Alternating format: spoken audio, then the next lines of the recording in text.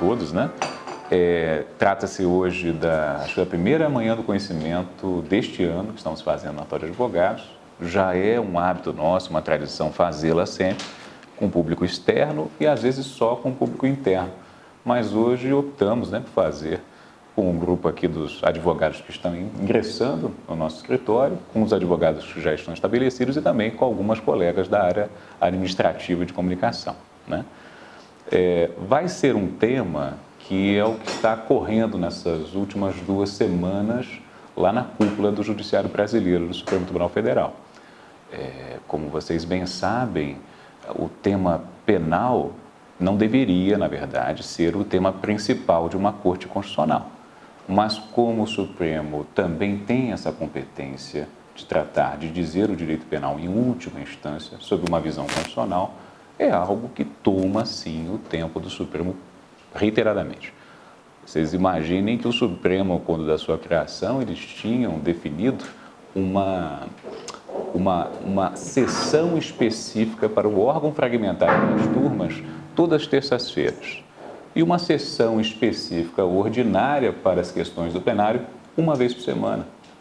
Só que com o volume de serviços se desconfigurou um pouco a formação do Supremo e eles tiveram que fazer então 2 sessões plenárias, ou seja, uma ordinária e uma extraordinária.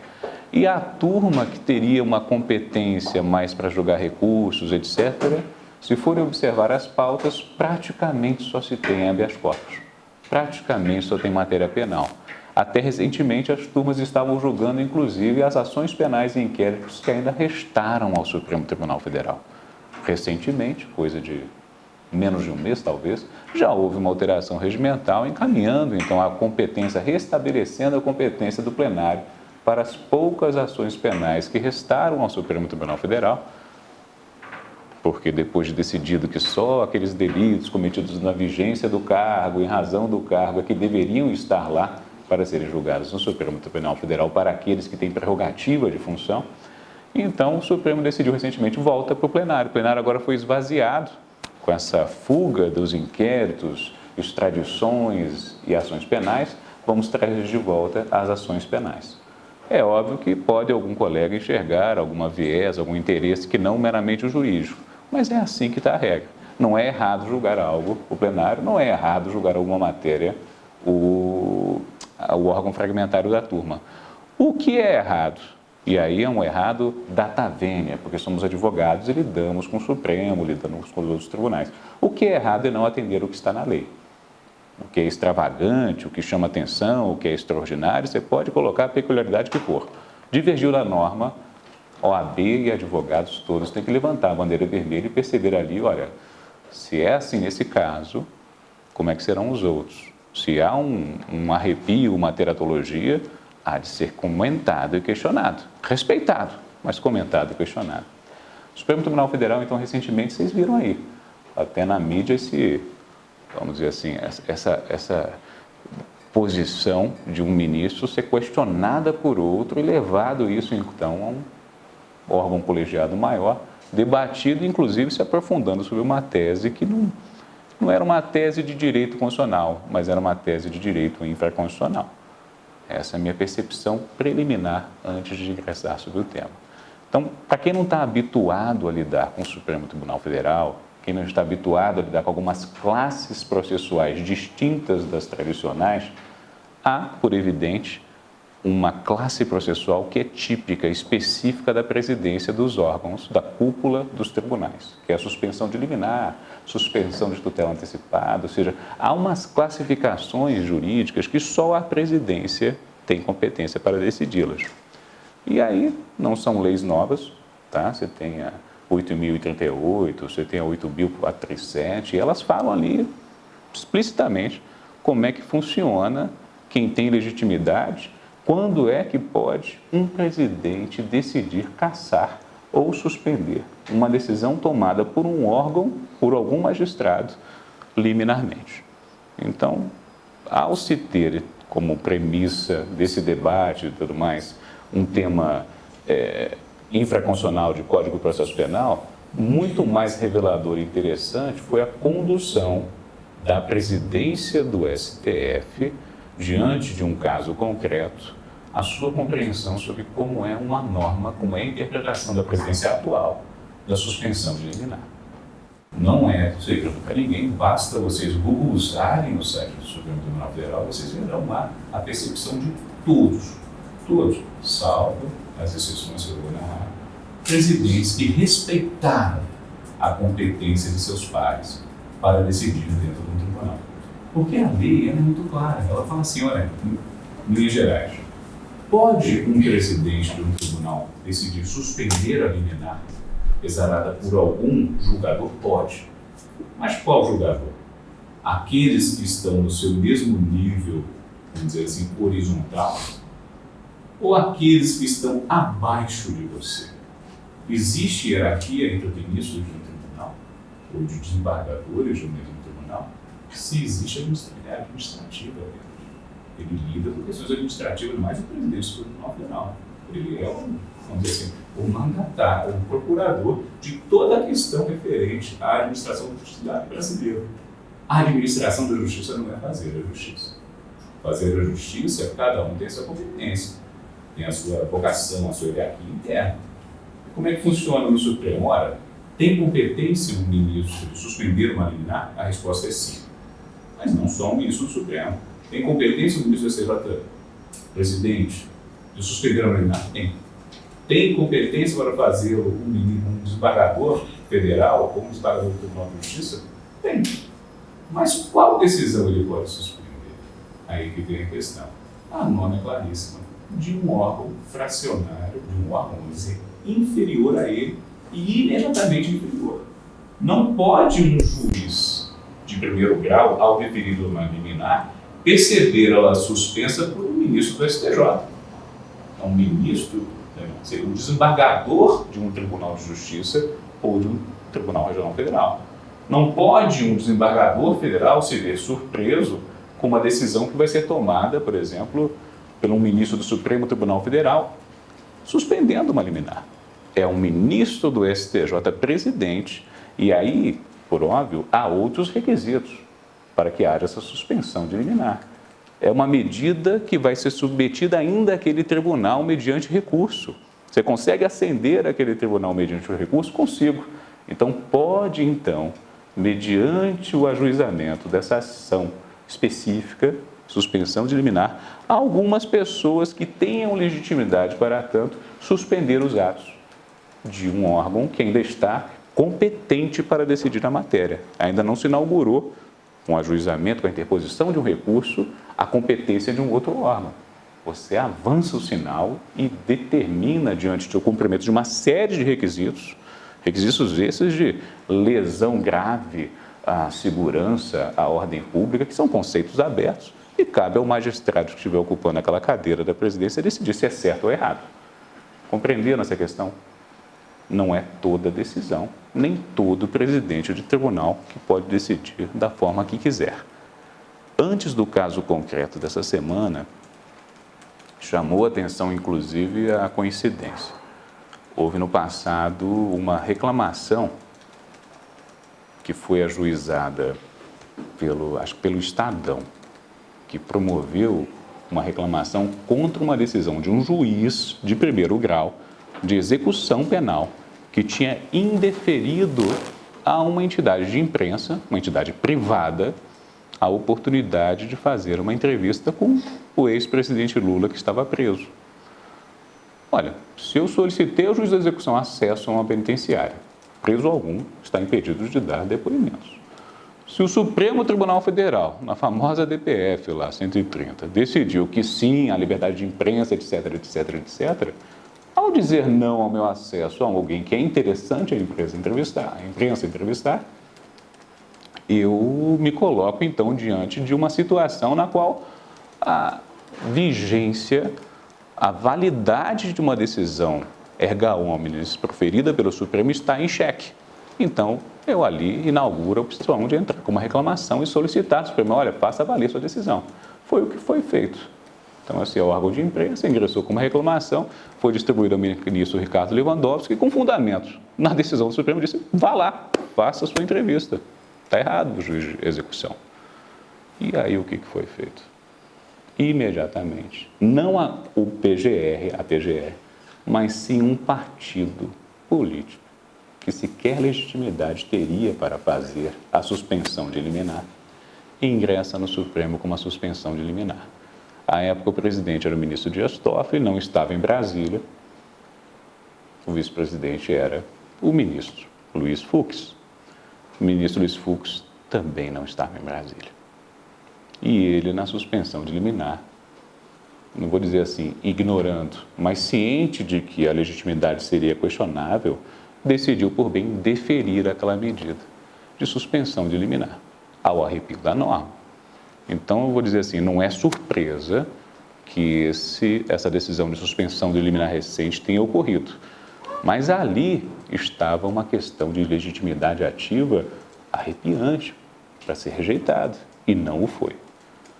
Ao ingressar na presidência do Supremo, o ministro Luiz Fux meio que o surpreendeu, pelo menos se alardeou uma surpresa dos demais ministros em alteração regimental sem consulta prévia. E os ministros não gostaram. Não é como alterar um regimento assim sem um estudo prévio, sem uma consulta de seus pares. Ele já está colocando em poucos dias, semanas, vamos dizer assim, a visão dele no Supremo Tribunal Federal, certo? E o que aconteceu nesse caso? No caso concreto da suspensão de liminar que nós estamos cuidando, sob o artigo 316 do CPP, uma sucessão de erros não atribuíveis aos advogados, singelamente, mas a uma série de autoridades públicas, inclusive autoridades públicas de escalonamento, vamos dizer assim, administrativo dos tribunais, de autoridades públicas integrantes do Ministério Público Federal, que não perceberam, diante das circunstâncias que foram apresentadas, uma série de, vamos dizer assim, de equívocos, de erros, de decisões que foram tomadas, que deveriam ter sido revertidas, reanalisadas com mais cautela, e isso começou a gerar o quê? Um efeito horroroso. Quando a eclosão disso foi, vamos dizer, a eclosão dessa sucessão de erros foi apresentada no julgamento dessa semana, eu falei, meu Deus do céu, se acontece isso com esse cidadão que tinha esse perfil, essa folha penal corrida, extensa e tudo mais, avalie nós o que acontece com os demais brasileiros que estão presos ou na iminência de sermos, né? Então, eu fiz um pequeno histórico, gente, das questões, mais ou menos técnicas, vamos assim, né, de direito, só para vocês compreenderem agora como é que os fatos ocorreram. Vou fazer remissão também ao regimento interno do Supremo, mas isso enquanto eu estiver relatando os fatos, tá? Quem não é da área penal, mas é da área civil, sabe também, porque todo mundo aqui é formado em direito. Ninguém é formado em direito penal e direito processual penal. Que existem regras de competência, né? As regras de competência que definem quem vai exercer a jurisdição. E existe uma regra de competência relativa que é competência por prevenção. Não é uma regra absoluta. Se eu distribuir uma ação a um ministro, aliás, se eu não, né? Se eu protocolo uma petição e ela é distribuída a um ministro que não é o prevento, a regra é clara. Prorroga-se na competência o ministro que não era o prevento, mas até o momento em que haja um alerta, ministro, Vossa Excelência, ou desembargador, ou juiz, o senhor não é prevento, houve um erro na distribuição. Para, redistribui, se reajusta. Ih, não tem mais como redistribuir, já decidi, já teve julgamento do colegiado. Pronto, o direito foi prestado. A incompetência não é porque ele é incompetente na acepção do código, perdão, de um dicionário, ele é incompetente porque não presta. Não, era uma regra de prevenção. E a regra de prevenção tem uma gênese no aspecto, olha, por que ele é prevento? Porque ele é o familiarizado com a causa. Quem está mais familiarizado com a causa é que vai ter mais capacidade de avaliar o segundo round, o terceiro, novas medidas que vão ser apresentadas por correios, por outros entes que estão no processo, terceiros interessados. É só para facilitar a prestação da jurisdição. Não quer dizer, por óbvio, que se dirigido a um outro ministro, a um outro desembargador, a um outro magistrado, aquela causa que ele vai dar uma decisão completamente alheia ao direito. É uma mera regra de estabelecer, olha, já que você pegou essa causa primeiro, fica com ela. Decida de uma forma coerente, evitando decisões conflitantes. Essa é a regra. Só que o sistema de distribuição no Brasil está se aprimorando muito. Antigamente era na caneta, no olhômetro, vamos dizer assim, nos sistemas arcaicos. Hoje, você consegue cruzar informações de várias ações em andamento que dizem respeito a um tema, uma gênese, porque, imaginem, se eu abro uma operação de investigação, essa operação de investigação vai ter um númerozinho. Só que, incidentalmente a ela, haverá uma série de cautelares que vão ter seus numerozinhos também. Eu consigo prender alguns réus e não consigo prender outros. Tramita uma ação destacada daquela dos réus soltos, mais séria, né, porque tem réus presos, com um númerozinho específico daqueles réus presos. Vai tramitar uma outra em relação aos réus soltos. Tem réu solto respondendo e réu solto que não está respondendo. Revelia. Às vezes você decota aquilo e transforma em um outro processo. Ou seja, vejam bem, de uma mesma investigação, de uma mesma operação policial, quantos números surgem. E, vamos dizer assim, a pirâmide é invertida, né? Na medida em que há alguma restrição à liberdade ou alguma nulidade perceptível logo de início, haverá a oportunidade de cada defensor promover um habeas corpus, que pode ter uma decisão indeferida, promover um outro, em cima de uma decisão de indeferimento liminar, promover, então assim, aquele filme Gremlins em matéria de habeas corpus, uma avalanche de processos. E o órgão de cúpula, que é o Supremo Tribunal Federal, tem de estar muito atento a essa circunstância. E no ato de distribuição, que é um ato que se define quem é o ministro competente, inclusive o que vai analisar a liminar, é um ato que tem que ter uma segurança terrível. E eu lhes falo outra coisa, a presidência do Supremo também é um órgão que se questiona, que se apresentam eventuais dúvidas a respeito de distribuição. Conto um caso concreto meu, à época que eu estava na presidência do Supremo, que eu percebia que tinha um colega que não decidia, assim, sem buscar um subsídio do órgão de distribuição, ele dificilmente minutava uma decisão que encaminhasse, digamos assim, uma conclusão à então ministra-presidente. Então, ele sempre buscava uma certidão do órgão distribuidor. E eu vendo aquilo, eu meio que ignorava isso. Eu estudava, via os números, confrontava nomes de réus e fazia a decisão. Dava mais trabalho, mas eu fiz. Eu fiz com a minha segurança. Só que chegou o dia fatídico que eu não tive segurança. Eram reclamações já arquivadas há mais de 15 anos. Eu falei, puxa, o cara está buscando certidão, eu vou buscar também. Liguei, solicitei.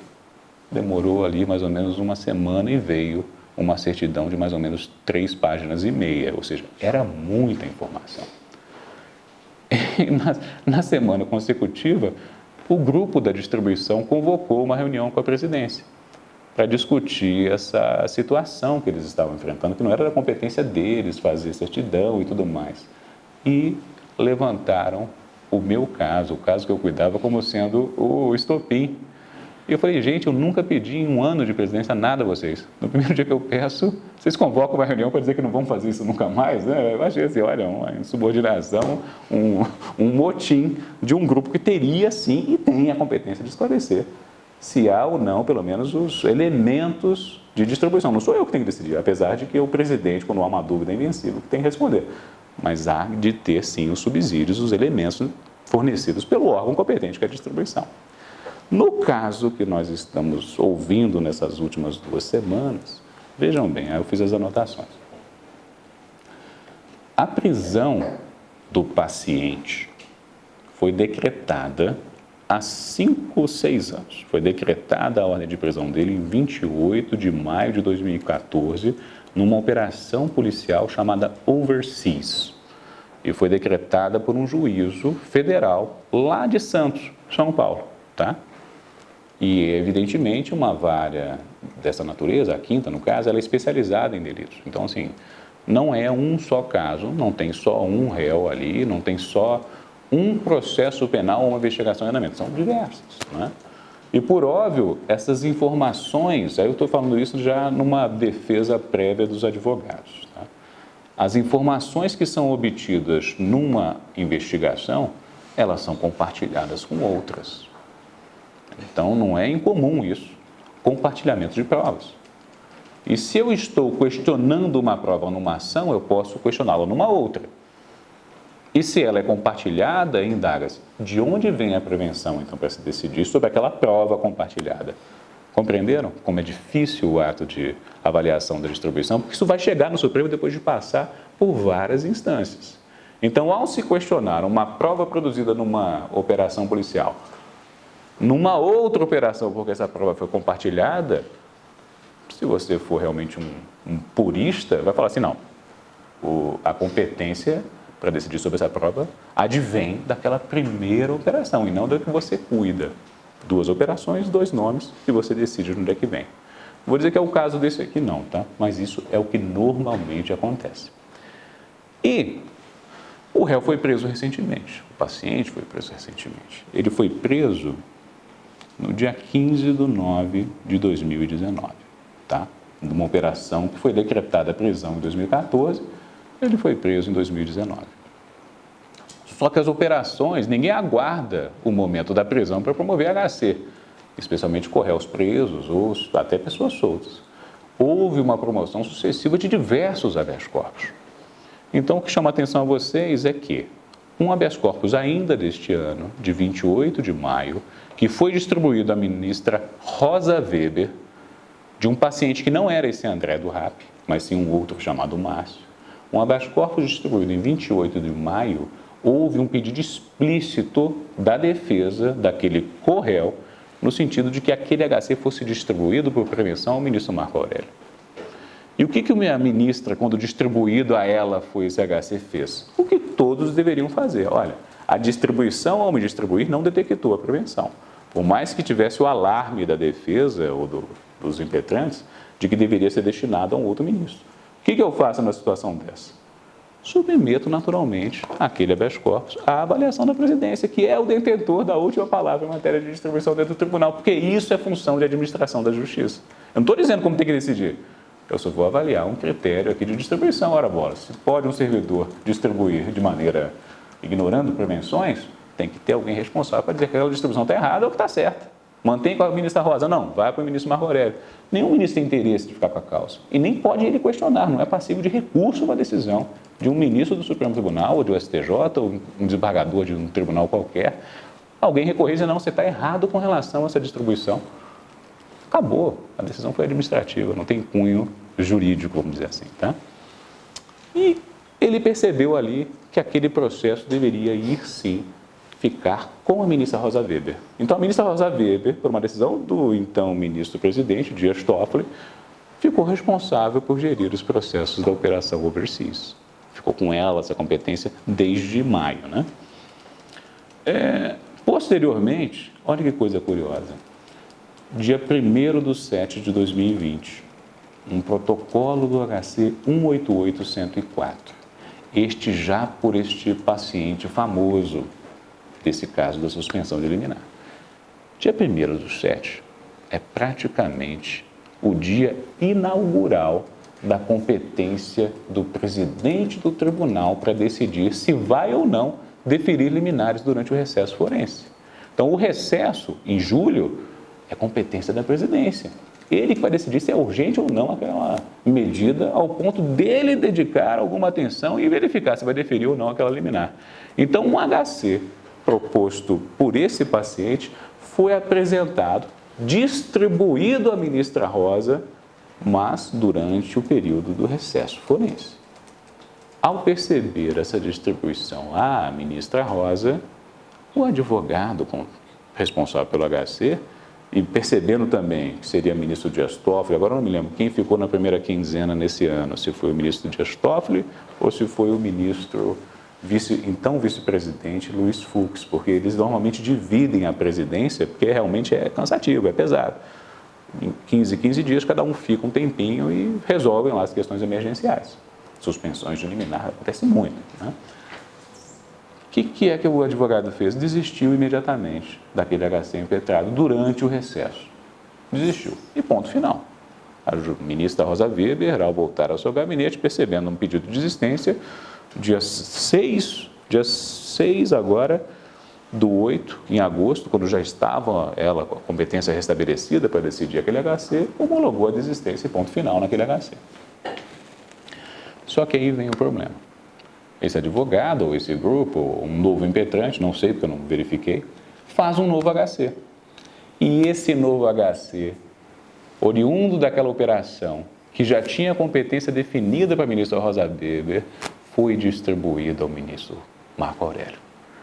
Ou seja, a distribuição não foi minimamente atenta para as regras de distribuição. Foi em 2 casos, quando remeteu à ministra Rosa Weber. Nesse último, não o foi. E gerou uma problemática que não é culpa do ministro que vai decidir. Se chega um processo no seu gabinete, você vai presumir que foi mal distribuído? Não, você decide. Se alguém alegar incidentalmente que houve um erro na distribuição, o próprio advogado pode fazer. Eu já fiz várias vezes. Nós já fizemos, aliás. Vamos usar o plural. Nós já fizemos várias vezes. Está errada a distribuição. Nossa, submete ao presidente ou reconhece, manda para o cara. Às vezes dá um conflito negativo de competência, vamos dizer assim, de distribuição. Remete-se à presidência. Às vezes nem precisa passar pela presidência, quando o erro é muito flagrante. Todo mundo sabe quem é o competente no Supremo para decidir questão de lava-jato lá.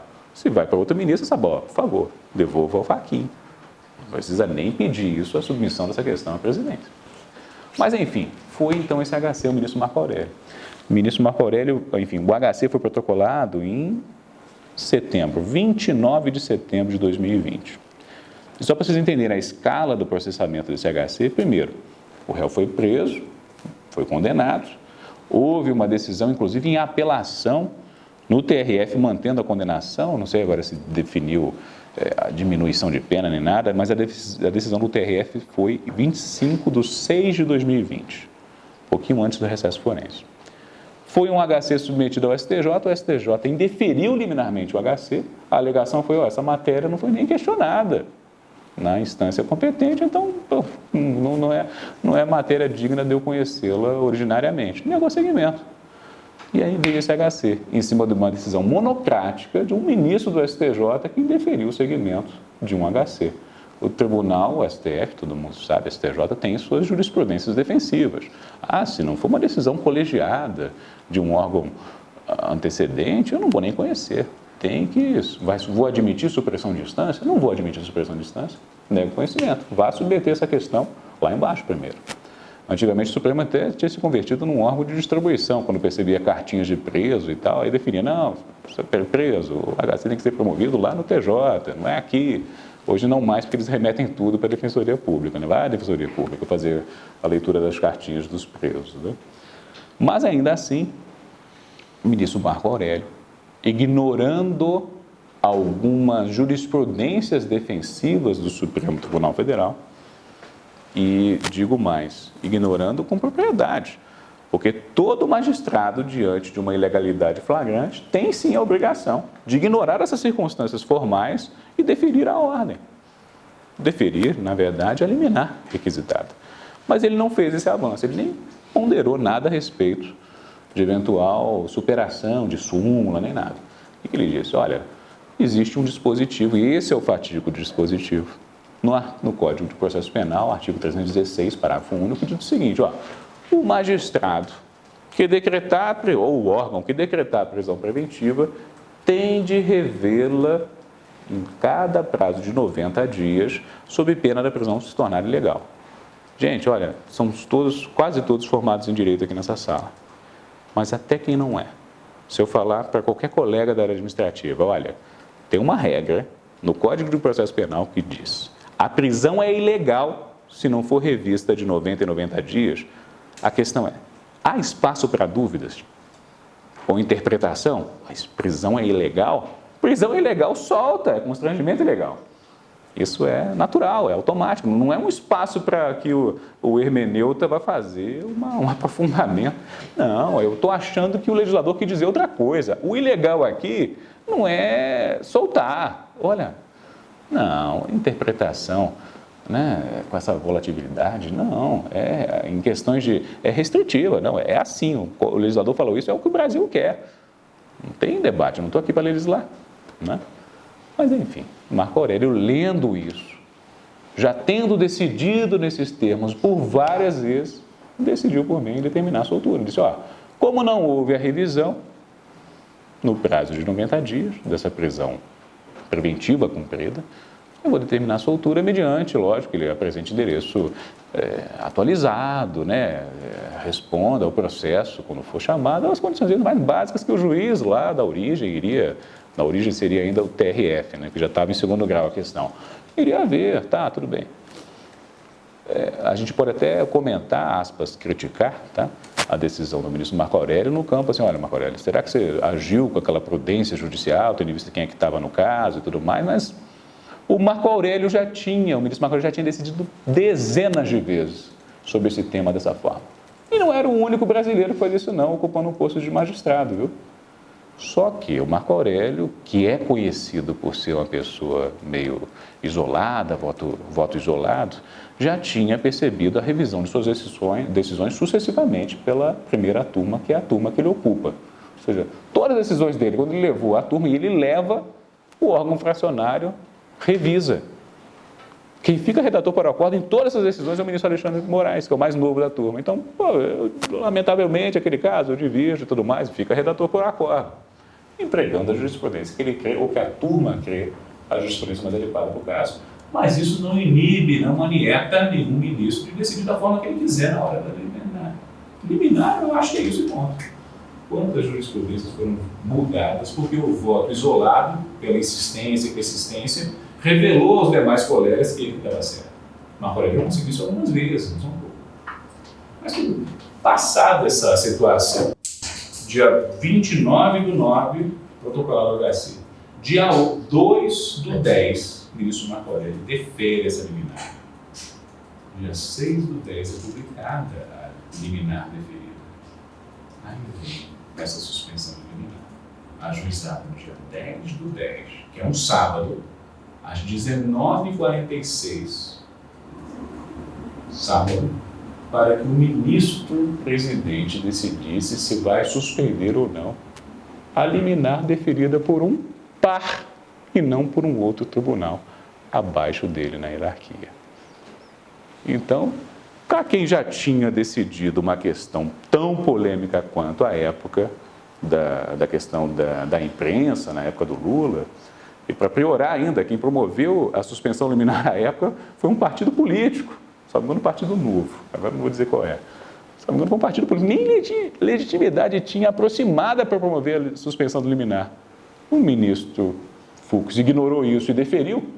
Avalie agora numa situação que chega o Ministério Público e com todas as tintas alega, gente, é o chefe do PCC que foi solto por uma decisão que é assim, de uma jurisprudência isolada que só o ministro Marco Aurélio tem. Olha a questão da segurança jurídica, olha a questão da ordem, esse cara vai fugir, permaneceu 5 anos foragido.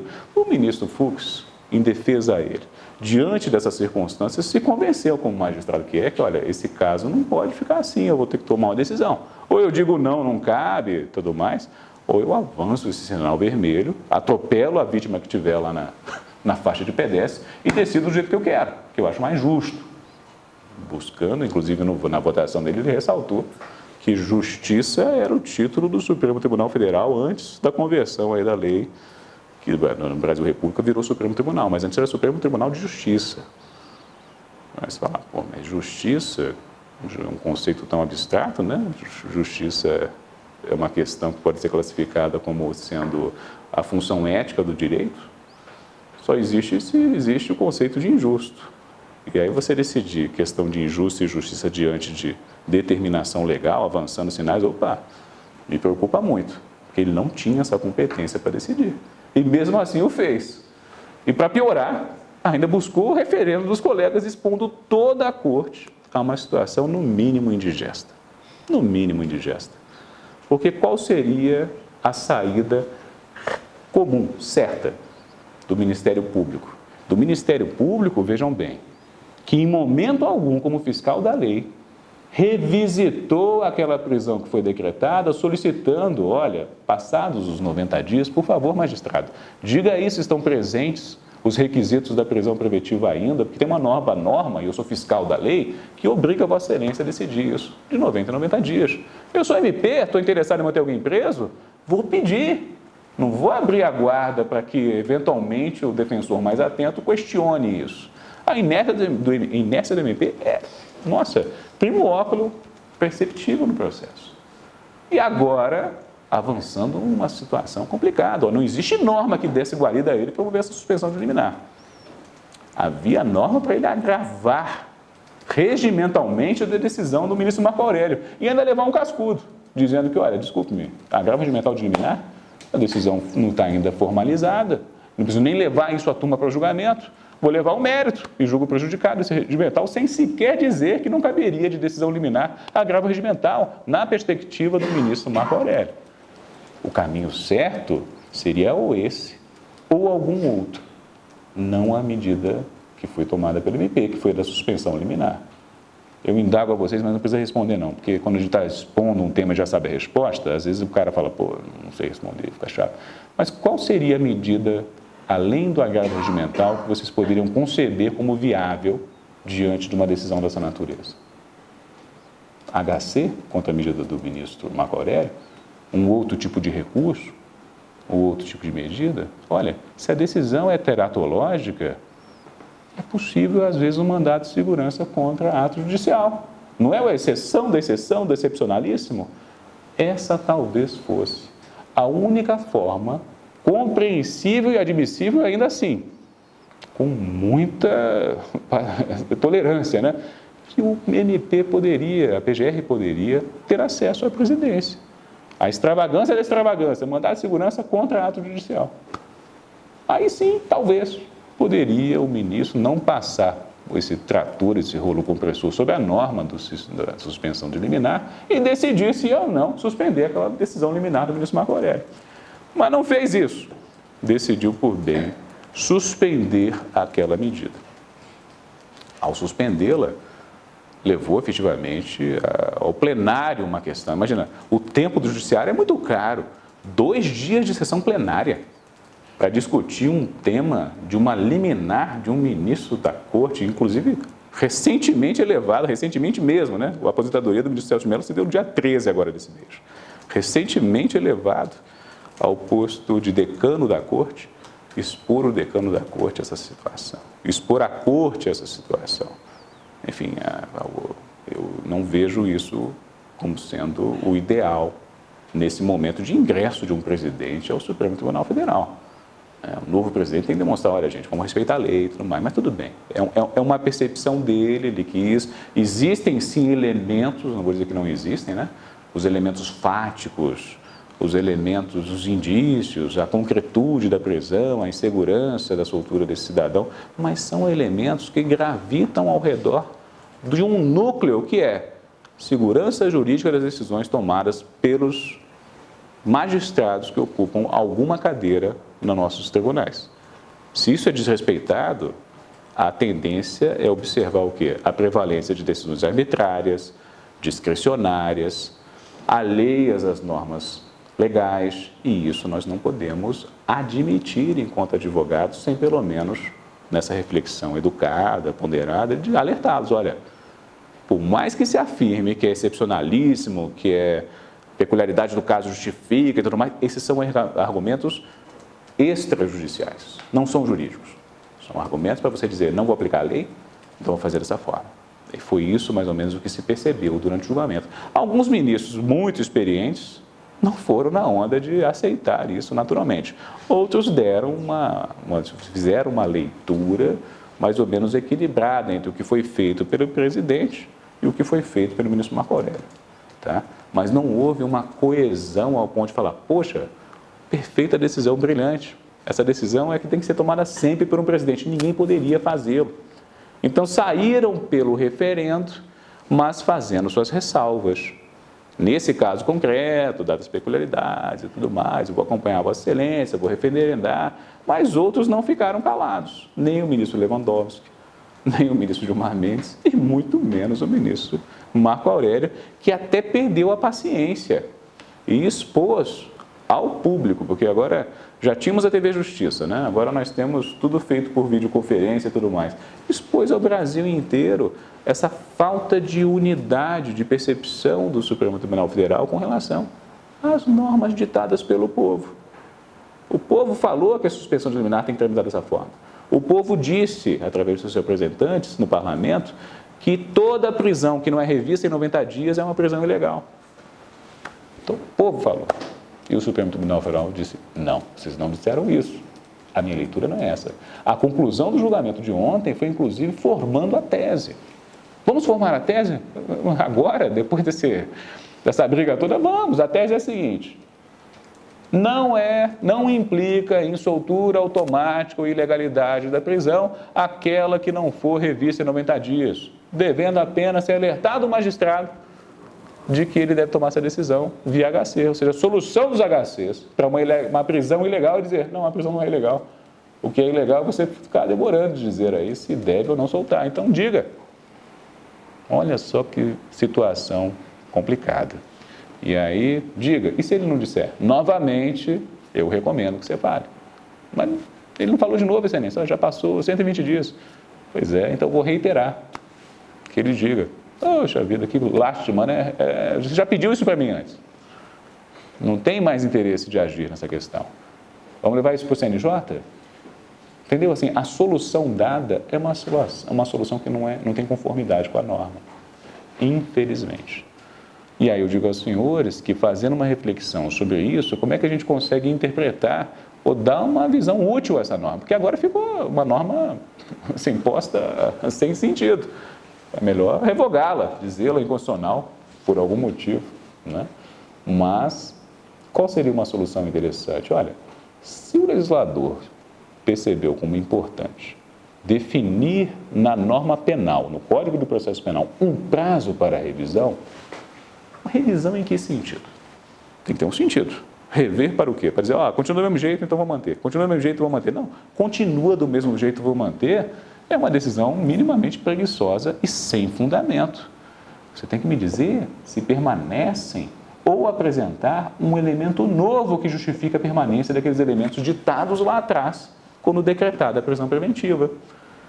Olha só a obrigação de fazer alguém pensar, porque as decisões que nós pegamos e lemos, muitas delas são, completamente inidôneas, sem fundamentação cautelar.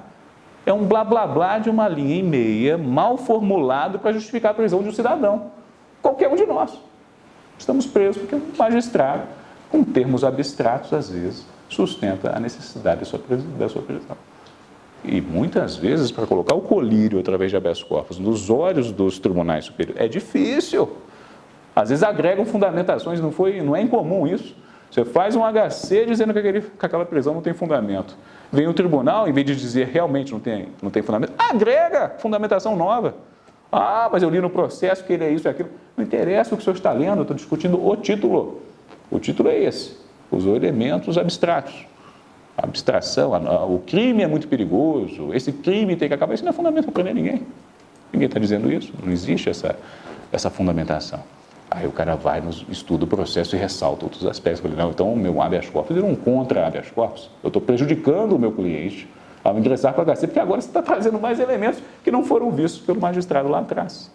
Então, assim, é preocupante.